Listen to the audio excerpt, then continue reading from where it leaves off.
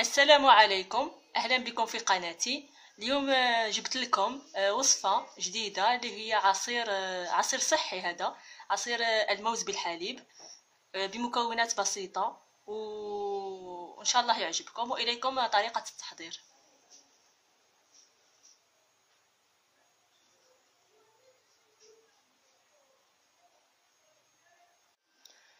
اذا لتحضير هذا العصير نحتاج 3 حبات من الموز، 4 أكواب من الحليب، وملعقة كبيرة من العسل.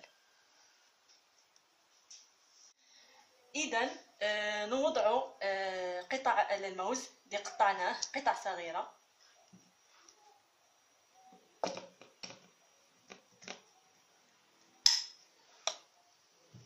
ثم نضيف ملعقة من العسل،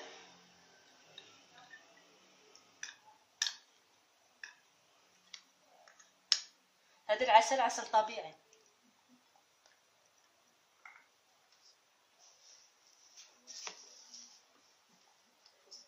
ممكن تضيفوا السكر، كل حسب الرغبة. أنا ما نضيف العسل الطبيعي أفضل. نضيف الآن الحليب، الكوبات الأربع.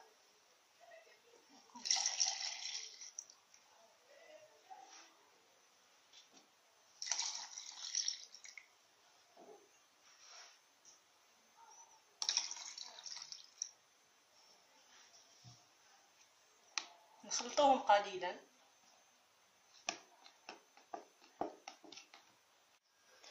بواسطة الخلاط الكهربائي نقوم بخلط المكونات حتى تمتزج مع بعض.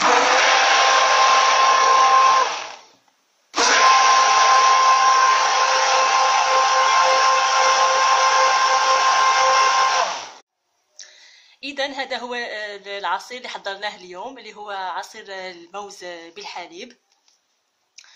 كما تعرفوا أنه هذا العصير له فوائد عديدة، منها أنه يحتوي على المعادن، يحتوي على الفيتامينات، الكالسيوم، البوتاسيوم، أيضا نسبة عالية فيه من عنصر الحديد، يعالج فقر الدم، أيضا مليح للأرق، لمن يعانون من الأرق يشربوه قبل النوم.